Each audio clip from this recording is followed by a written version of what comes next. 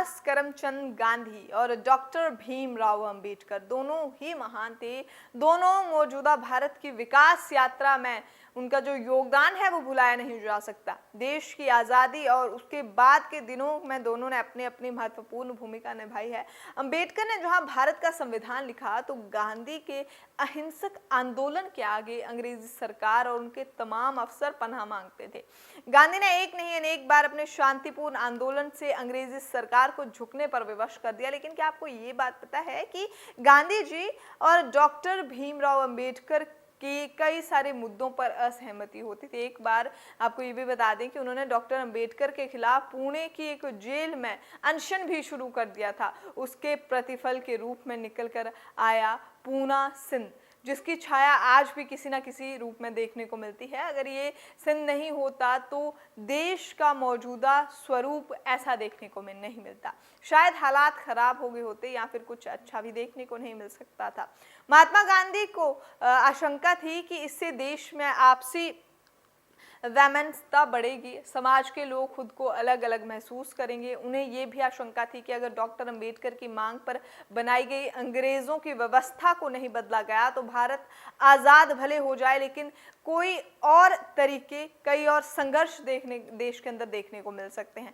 बस इन्हीं आशंकाओं को लेकर गांधी के मन में कई सारे विरोध के स्वर उठने लगे थे। अब थोड़ा सा इतिहास में आपको लिए चलते हैं। देखिए, इतिहास कुछ यूं कहता है कि साल 1930 से 1932 के बीच लंदन में 3 गोलमेज सम्मेलन हुआ था। तीनों में ही भारत एकमात्र प्रतिनिधि के रूप में डॉक्टर भीमराव अंबेडकर शामिल हुए।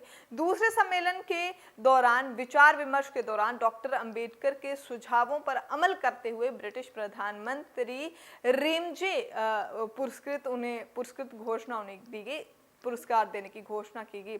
इस फैसले के बाद दलितों सहित 11 समुदाय के लिए अलग अलग निर्वाचन क्षेत्र मिलने थे। इसमें दलित वर्ग के 2 वोट देने का अधिकार था। दलित वर्ग के लोगों को पहले वोट में उन्हें अपना प्रतिनिधि चुनना था और दूसरे में सामान्य प्रतिनिधि।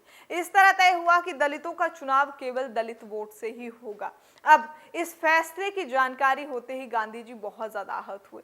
वो उस समय पुणे के यरवड़ा जेल में निरुद्ध थे। उन्होंने ब्रिटिश पीएम को इस फैसले को बदलने पर पत्र लिखा, लेकिन उस पर कोई भी सुगबुगाहट सी हुई, उन्हें कोई भी उस पर असर होते हुए नहीं देखने को मिला। जेल में ही 20 सितंबर 1932 को अमरण अनशन शुरू कर दिया गया। जैसे ही ये सूचना आम हुई, अंग्रेजी अफसर जो थे समेत कई सारे लोग जो थे, जो आज़ादी के दीवाने थे, बेचैन हो गए।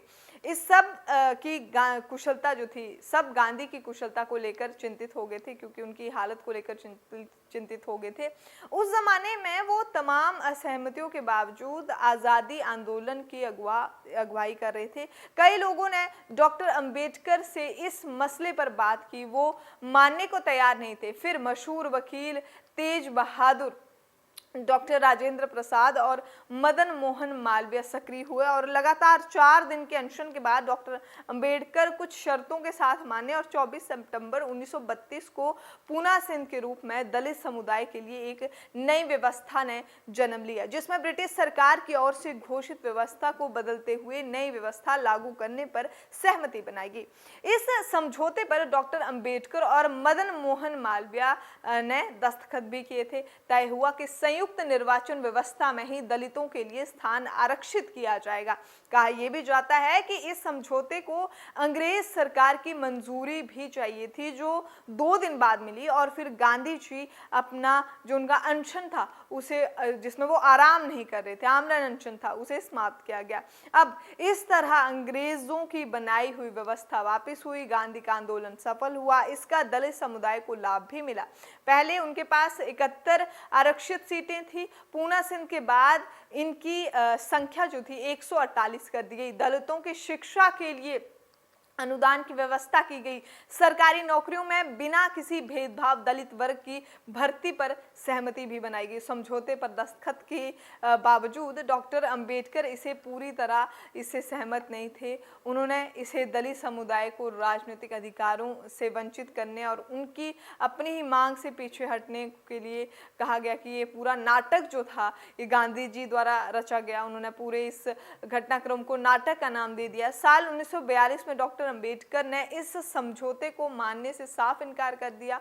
उन्होंने पूना समझौते को लेकर अपनी किताब स्टेट ऑफ माइनॉरिटीज में खुलासा भी किया और खुलकर इसके बारे में लिखा भी था, जो उनकी किताब सामने आई थी, स्टेट ऑफ माइनॉरिटीज। चलिए फिलहाल इस वीडियो में इतना ही। अभी के लिए इजाजत दीजिए। नमस्कार।